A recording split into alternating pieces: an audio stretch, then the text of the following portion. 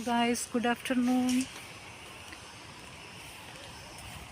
ഞാനത് ഉച്ചയ്ക്ക് നടക്കാൻ ഇറങ്ങിയതാണ്. ഉച്ചയ്ക്ക് നടക്കാൻ ഇറങ്ങിയതല്ല, ഒരു സ്ഥലം വരെ പോകാനുണ്ടായിരുന്നു, അതിനുവേണ്ടി ഇറങ്ങിയതാണ്. നല്ല ഭംഗിയുള്ള പൂക്കളുണ്ട്. രസമല്ലേ കാണാൻ? ഉണ്ടല്ലേ, കാഴ്ചകളൊക്കെ കണ്ടിങ്ങനെ നടക്കും. അപ്പോൾ എനിക്ക് സ്കൂൾ വരെ ഒന്ന് പോകേണ്ട കാര്യമുണ്ട്. ഇവിടുന്ന് ഒരാളെ കൂട്ടാനുണ്ട്. അങ്ങനെയാണ് ഇറങ്ങിയത്. പിന്നെ നിങ്ങളവിടെ എന്തൊക്കെ വിശേഷം? മഴയൊക്കെ ഉണ്ടോ? ഇന്നിവിടെ മഴയുണ്ടായിരുന്നു, കുറച്ച് മഴയായിരുന്നു രാവിലെ. ഇനിയിപ്പോൾ ഒന്ന് തുറന്ന് നിൽക്കുന്നുണ്ട്. ഏത് സമയവും വേണമെങ്കിലും പ്രതീക്ഷിക്കാം എന്നുള്ള രീതിയിലാണ് ഉള്ളത്. എനിക്ക് വളരെ കുറച്ച് ദിവസങ്ങളും കൂടിയായി ഈ കാഴ്ചകളൊക്കെ ആസ്വദിക്കാൻ പറ്റുള്ളൂ. അത് കഴിഞ്ഞാൽ നമുക്ക് ഇവിടുന്ന് സ്ഥലം വിടേണ്ട സമയമായി. കോഴ്സൊക്കെ കംപ്ലീറ്റ് ആവാറായി. അത് കഴിഞ്ഞാൽ നമ്മൾ തിരിച്ച് നാട്ടിലോട്ട് പിന്നെ നാട്ടിലെ കാഴ്ചകളൊക്കെ കണ്ടിങ്ങനെ നടക്കേണ്ടി വരും.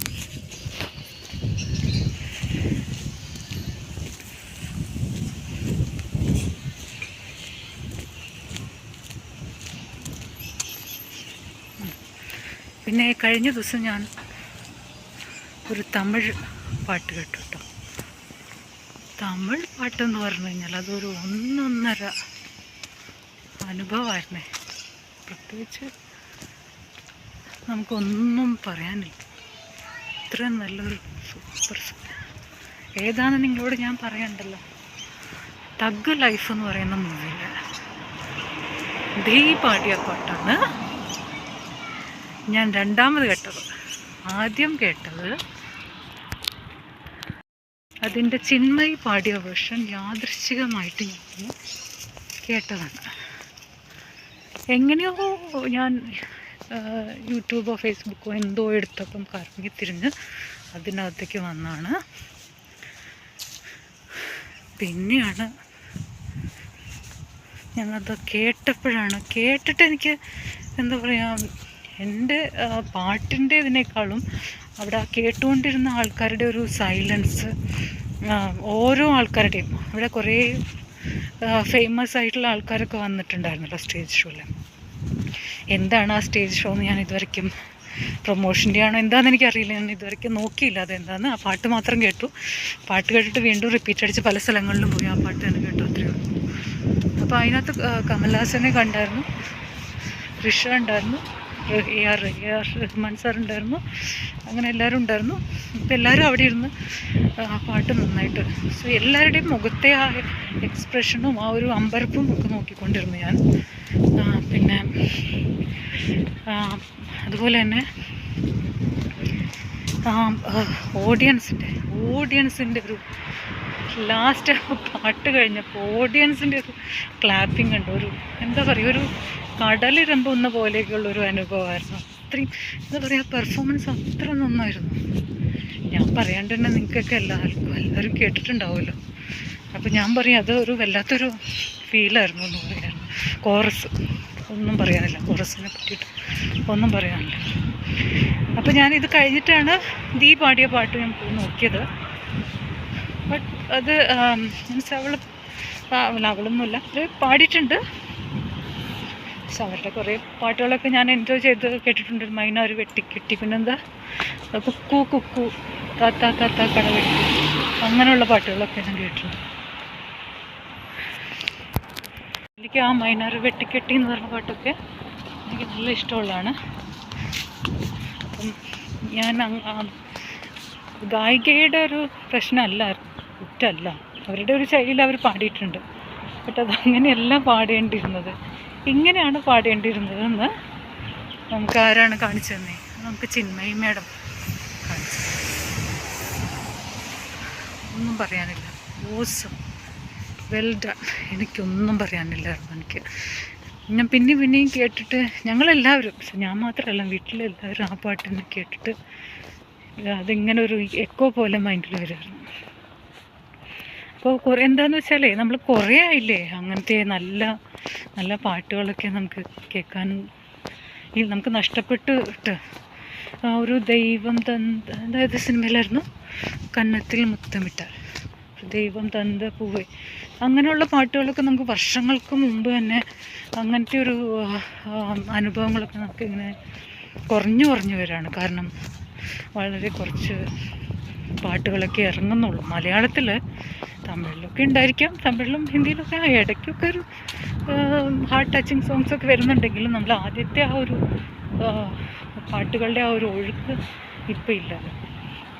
അപ്പം അങ്ങനെയൊക്കെ ഒരു നമുക്ക് കുറേ കാര്യങ്ങളൊക്കെ മിസ്സായിട്ടിരിക്കുന്ന സമയത്ത് ഈ ഒരു പാട്ടിങ്ങനെ വന്നപ്പോൾ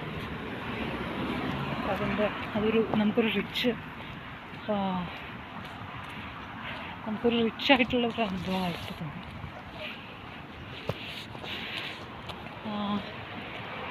നിങ്ങളെല്ലാവരും കേട്ടോ ആ പാട്ട്?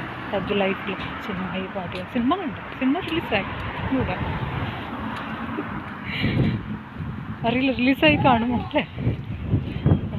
ഇവിടെ അറിയില്ല. ഇവിടെ അങ്ങനെ നമ്മൾ അത്രയും പോപ്പുലർ ആയിട്ടുള്ള മൂവീസ് മാത്രമേ തിയേറ്ററിൽ. ലാസ്റ്റ് എമ്പുരാൻ കണ്ടു. പിന്നെ ഇവരൊക്കെ തുടരും സിനിമ പോയി കണ്ടായിരുന്നു. ഞാൻ കണ്ടില്ല. എനിക്ക് അന്ന് എന്തോ ഒരു മൂഡ് തോന്നിയിട്ടില്ലായിരുന്നു തുടരും സിനിമ. പക്ഷെ പോയ ആൾക്കാരൊക്കെ ഭയങ്കര ഡിപ്രസ്ഡ് ആയിട്ട് വന്നു. ഒരു തുടരും സിനിമ വന്നിട്ട് അതൊരു ട്രാജഡി, അതെല്ലാവരും ഒരു ഫാമിലി മൂവി പ്രതീക്ഷിച്ചിട്ട് പോയി. പക്ഷെ അതൊരു കൊലപാതക എന്തോ എല്ലാവർക്കും ഒരു വിഷമം പോലെ മൂവി കഴിഞ്ഞിട്ട് ഒരു മർഡറൊക്കെ ഉണ്ടല്ലോ ഇതിനകത്ത്. അതുകൊണ്ട്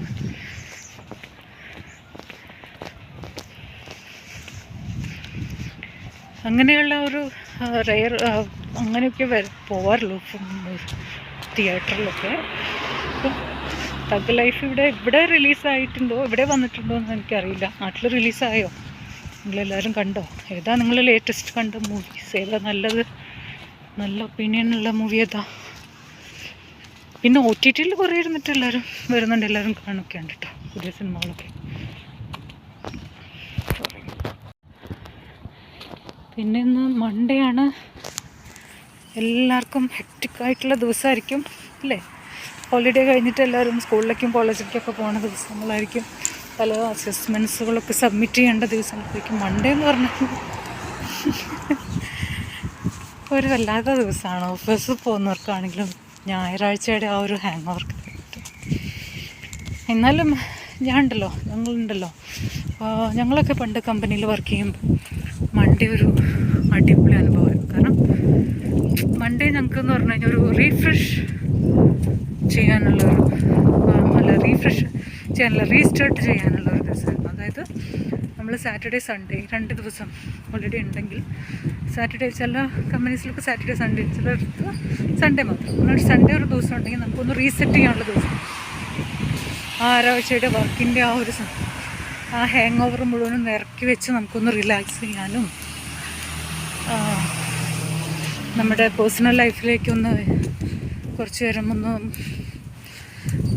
ഒന്ന് നമ്മളെ വിഡ്രോ ചെയ്യാനും ഒക്കെയുള്ള ദിവസമായിട്ടായിരുന്നു സാറ്റർഡേനെ കാണുന്നത്. അല്ലാതെ ഒരു മടി പിടിച്ചിരിക്കുന്ന ദിവസമല്ല. നമ്മളൊരു ബ്രേക്ക് എടുക്കാം. ഒരു ബ്രേക്ക് എടുത്ത് കഴിയുമ്പോഴേക്കും തീർച്ചയായിട്ടും നമുക്ക്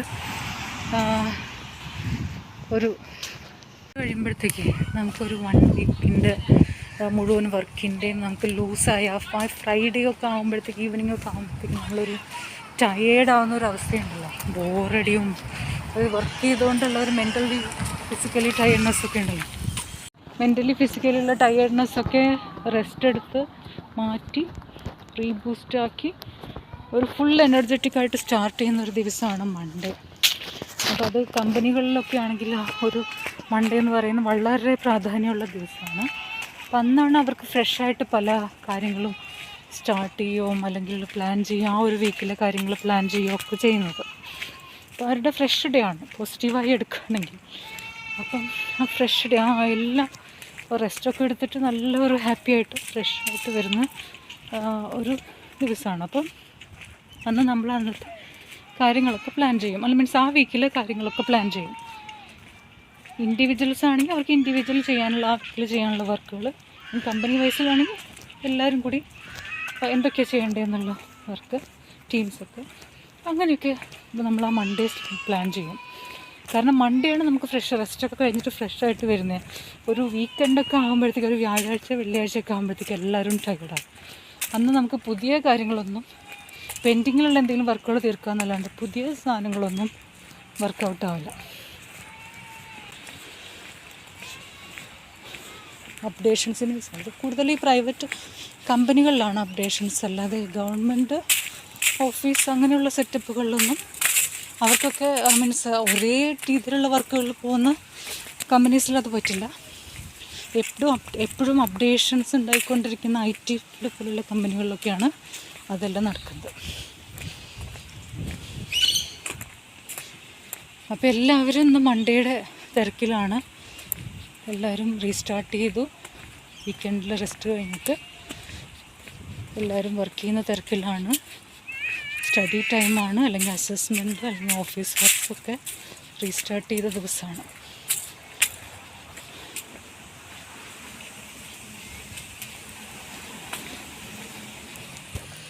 അപ്പോൾ എൻ്റെ സംസാരം നിങ്ങൾക്ക് ബോറാണില്ലല്ലോ അല്ലേ?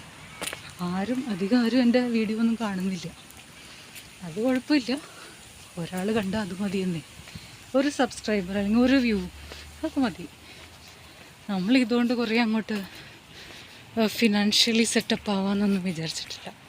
ബട്ട് ഇതൊരു പാഷനാണ്. എനിക്ക് ഫോട്ടോഗ്രാഫി ഇഷ്ടമാണ്. നാച്ചർ,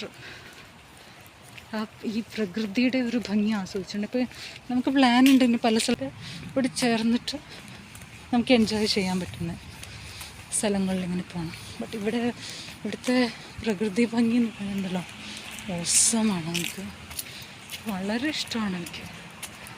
ഇങ്ങോട്ട് എനിക്ക് ടൂർ പോകണ്ട, ഇവിടെ തന്നെ ഈ ചുമ്മാ ചുറ്റുവട്ടത്ത് ഇങ്ങനെ നടന്നാൽ മതി. അത്രയും നല്ല വ്യൂസാണ് എനിക്ക് കിട്ടാറുള്ളത്.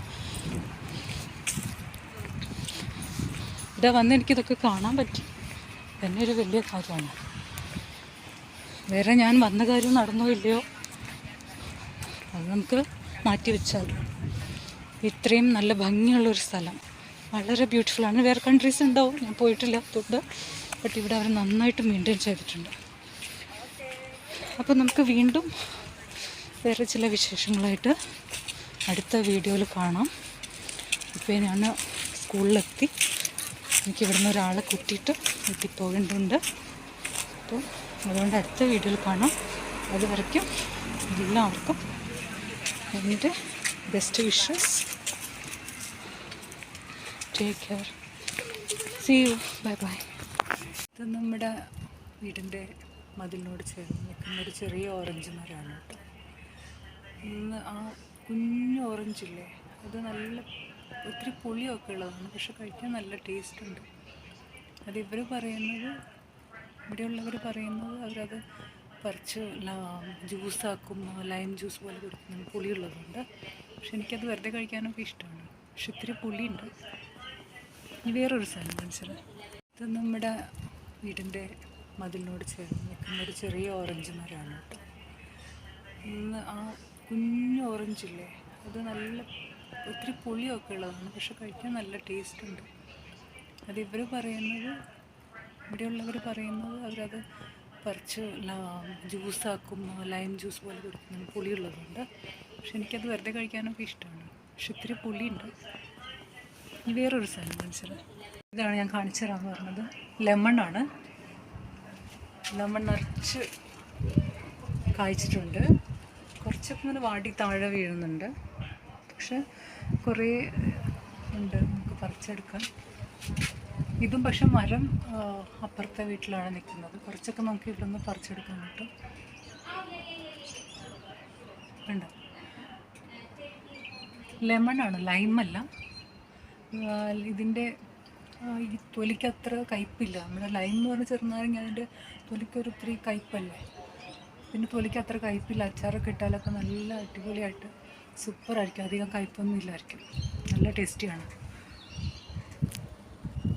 ഇത് ഈ സീസൺ ആകുമ്പോഴത്തേക്ക് എല്ലാ വീട്ടിലും ഇത് നിറയെ ഉണ്ടാവും കേട്ടോ. കുറേ പേരൊക്കെ ഇങ്ങനെ പറിച്ച് ഇങ്ങനെ റോഡ് സൈഡിലൊക്കെ വെച്ചേക്കാം, ആർക്കെങ്കിലും വേണമെങ്കിൽ എടുക്കാനൊക്കെ ആയിട്ട്. ചെടിയുണ്ടോ, പൂത്ത് നിൽക്കുന്നൊരു ചെടിയാണ്, നല്ല ഭംഗിയുണ്ട്. വീട്ടിൽ തന്നെ ഉള്ളതാണ്. അപ്പം ഞാൻ വീണ്ടും ഇതൊക്കെ കാണിക്കാൻ വേണ്ടിയിട്ടാണ് വന്നത്. അപ്പോൾ ഓൾറെഡി ഞാൻ ബൈ ബൈ ഒക്കെ പറഞ്ഞതാണ്. എന്നാലും once again take care. Bye by.